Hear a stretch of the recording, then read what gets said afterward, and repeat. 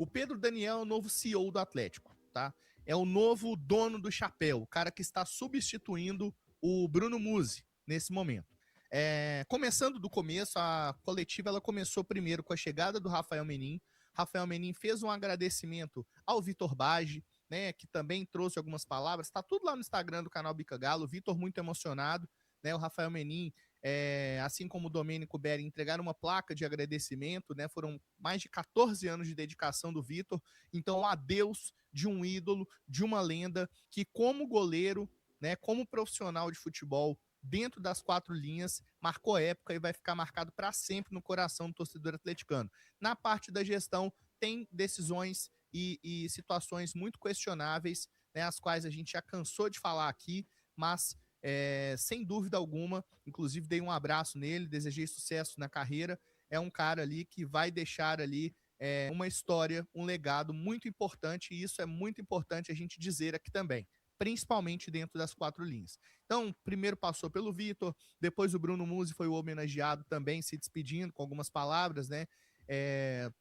Um profissional também de alta capacidade, de alto nível. Não é um cara da comunicação, mas é um cara de alto nível técnico, né? E que colocou essa arena de pé. A verdade é essa, ele tocou o projeto da arena e fez acontecer. Aí, quando foi para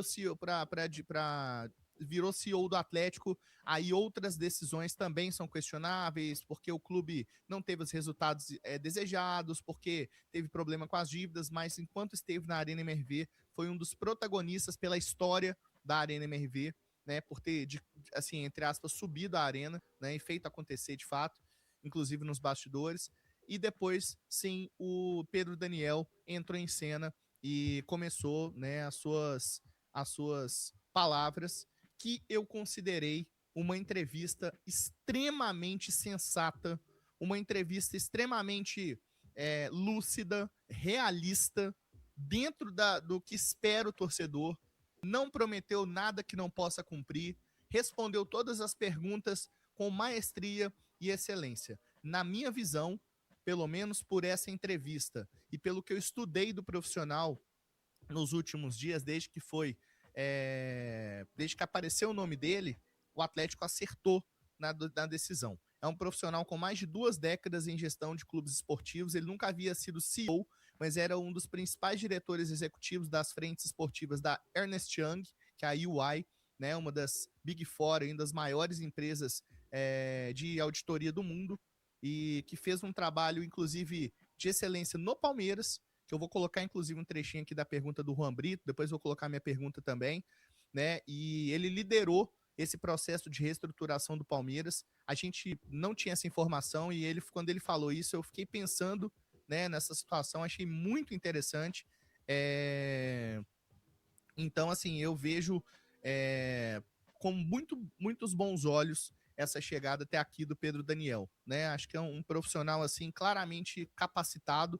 E quando eu perguntei a ele como ele não havia trabalhado em nenhum clube de uma forma com cargo de fato, né? Como um chefe executivo, como ele vai ser no Atlético, como ele lidaria com essa mudança, principalmente em relação à pressão de sentimentos que envolvem um clube de futebol em detrimento de um mercado mais frio, que é o corporativo. E o Pedro Daniel me respondeu assim: por mais que você seja um profissional conhecido, respeitado no âmbito corporativo e financeiro e também no esportivo, você nunca teve à frente o posto, o chapéu de um CEO de um grande clube de futebol.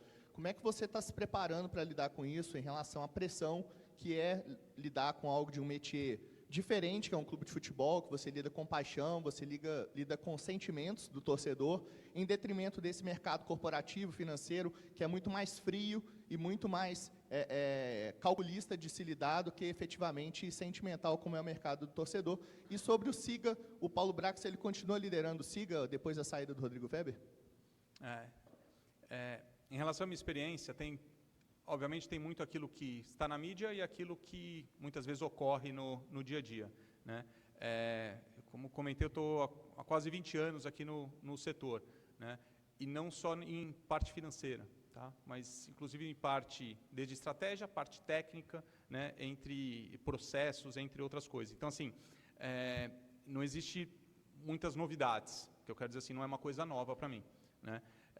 Obviamente, ao mesmo tempo, quando a gente traz, né, um histórico corporativo, né, como você comentou, é importante a gente ter o equilíbrio e a dosagem daquilo que é a paixão, né, aquilo que é emoção e aquilo que, de fato, tem a razão. Tá?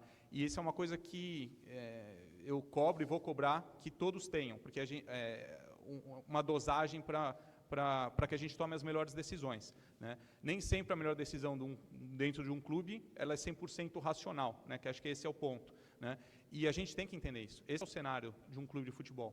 E é por isso que a busca pelo equilíbrio ela é fundamental aqui para que a gente tenha sucesso. Tá? Não tem como a gente ignorar, né, tanto o aspecto político, técnico e todos aqueles que estão envolvidos dentro de um clube de futebol. Né? Mas para a gente tomar a melhor decisão é importante que a gente tenha toda essa leitura. Tá? Então, de novo, tá? Eu tô muito empolgado aqui com o desafio que a gente tem aqui, porque eu realmente acredito que com as pessoas que a gente tem aqui, com os processos que o Bruno implementou, com todas as pessoas que estão por trás, os acionistas, eu acho que dá para a gente fazer algo bem legal aqui. Bom, e uma coisa super importante que o Pedro Daniel falou numa conversa em off que a gente teve lá depois da entrevista dele, eu vou falar mais sobre a entrevista, mas ele falou uma coisa super importante que eu não vim para cá para fazer algo que seria impossível, para fazer algo que seria mágica. Aí eu perguntei assim, então quer dizer que a questão do aporte ela está bem avançada, né? Para te tirar lá do seu cargo da UI como um diretor executivo, um cara que já tem uma relevância, já tem mercado, morava em outro estado. Pedro Daniel morava em São Paulo, trouxe a família toda para morar em Belo Horizonte. E ele falou: com certeza eu não viria se não tivesse uma sinalização clara de que poderíamos melhorar a situação atual através do aporte. Então a gente sabe que esse aporte está chegando. E segundo Rafael Menin, aconteceria a princípio, neste primeiro momento, ali pelas 3 ou 4 primeiros meses de 2026. O Rafael Menin falou sobre a questão do aporte dessa maneira. Se inicia um novo ciclo com a chegada do Pedro. Tá? O Pedro está conosco há 5 anos, participando desse projeto, né? Projeto muito difícil. A gente chegou aqui no fim de 19, com esse desafio gigantesco, que era fazer a Arena MRV. Logo depois começou o Covid, que fez com que o desafio ficasse ainda maior, né? E a gente vem, sabe, pessoal, ao longo desses, agora 6 anos à frente do clube, procurando fazer o melhor, né? Acho que muitas coisas boas foram feitas, obviamente erros foram cometidos, muitos aprendizados, né? Passamos aí, há 2 anos atrás, por um episódio importante, que foi a constituição da SAF, que deu um respiro para o clube, né? Mas não foi um movimento definitivo. Todos vocês sabem que a gente ainda tem um balanço ou uma situação financeira delicada, né? Que foi melhorada após a SAF. E a gente vem trabalhando ao longo deste ano incansavelmente para poder fazer um novo movimento. E parte desse processo a gente avançou, né, com a cláusula de diluição da associação, porque esse era um empecilho para a gente fazer um novo movimento. O Brasil continua sendo um contexto não tão, não diria atrativo, né, mas com rol de investidores menor, né, por não termos uma liga estruturada. Agora está chegando o Fair Play, que vai ser um movimento importante, né? Então ainda é um cenário não trivial a atração de investidores para entrar no futebol brasileiro. Mas a gente avançou com várias discussões, né? A família sempre muito envolvida nesse processo. A gente já falou muitas vezes o tamanho da nossa participação, que começa aqui com a doação do terreno desse estádio, enquanto não Tem SAF, necessidade de falar isso, nós né, já cara? falamos também que a família, antes de, inclusive, poder ter SAF, a gente colocou nesse clube uma quantia relevante de dinheiro, sem correção alguma, né? Sempre olhando com muito carinho para esse clube, querendo construir um legado, né? E aí veio a SAF, a gente aumentou esse aporte para acelerar um pouco alguns processos, né? E continuamos avançando. E a gente espera, né?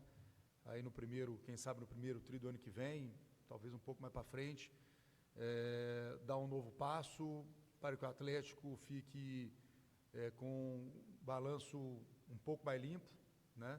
Não significa que a gente vai conseguir resolver todos os problemas de uma vez.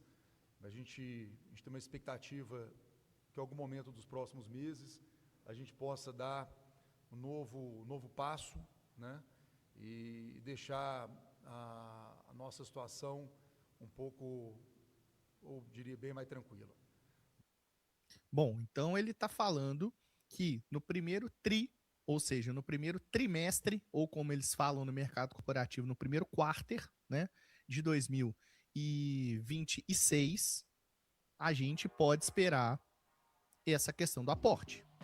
Aí vários jornalistas tentaram ali arrancar do Pedro Daniel e tudo mais, como que seria? Ah, mas esse aporte seria interno, seria externo?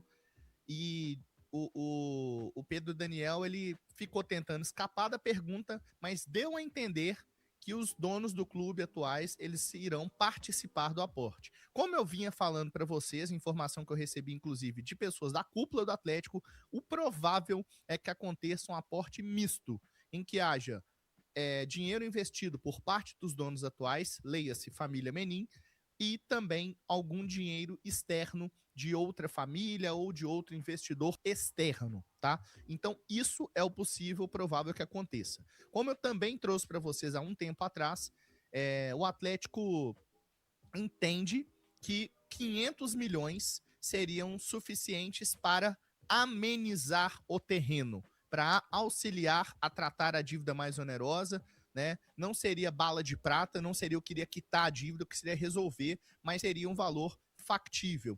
Hoje, esse valor seria um pouco maior, o próprio Pedro Daniel talvez também ali não garantiu, mas algo em torno de 600, 800 milhões, que foi o que o Lucas Bretas, meu grande amigo lá do No Ataque, falou. Mandar um abraço aqui para Márcia Novato, mandou pra gente aí um superchat de R$20, não deixou nenhuma mensagem. Caso você queira deixar uma mensagem, fica à vontade, tá, Márcia? Obrigado aí pelo superchat. E deixe seu superchat também, apoie o canal Bica Galo. Estamos aqui diariamente fazendo conteúdo para você. Hoje, especialmente, eu tô aqui nesse horário de almoço, mas normalmente o Café com Jeves é às 8h15 da manhã, sempre com reprise, né? Então você pode assistir a hora que você quiser. Só peço para você, na confiança, deixar aquele like para fortalecer aí o canal. Se não for inscrito, convido a se inscrever no canal, tá? O torcedor, ele anda numa desconfiança danada. Não tiro em nada a razão de vocês. Não tiro em nada. Até porque eu me encaixo nesse processo. Eu falei isso com o Pedro Daniel. Falei assim, cara, em off. O torcedor tá muito machucado. Então, se você tiver aqui o cuidado, né, tiver uma autonomia de trabalho, né, e mostrar essa competência toda que você já mostrou em outros lugares aqui, o torcedor vai te abraçar. Mas o torcedor está muito machucado, a torcida precisa ser reconquistada. Inclusive, vários colegas jornalistas perguntaram também sobre essa questão do resgate do pertencimento. Isso é fundamental. O Atlético precisa de resgatar o pertencimento do torcedor, o torcedor se sentir parte das coisas. E nisso, o Pedro Daniel revelou que eles devem criar uma espécie de conselho da massa, sem muitos detalhes a respeito, mas algo que considere de alguma maneira, através de representantes legítimos da massa, dando voz às arquibancadas em algumas decisões ou pautas específicas do clube que forem inerentes a estas opiniões, né? Então, mostra também uma tentativa, ainda que não seja algo que está garantido ou definido, mas é uma tentativa, né, de resgatar aí o pertencimento do torcedor. Então eu achei bem interessante essa questão aí do Pedro Daniel, né? Acho que foi relevante essa questão do Conselho da Massa. Vamos ver na prática o que vai acontecer, né? Como eu disse aqui, não tem nada ainda definido e tal, mas particularmente Eu não sou fácil de me levar na conversa, não, viu? Eu não sou fácil de me levar na conversa, não. Eu olho bem o tom, eu olho a malícia com que as pessoas falam, mas é nítido ver a avidez, a pujança do Pedro Daniel em fazer o negócio dar certo. Se vai dar certo, se vai ter autonomia, se as palavras elas vão ser colocadas em prática, eu não sei. Mas, num primeiro momento, eu fiquei bem surpreso e bem satisfeito com a coletiva do novo CEO do Atlético.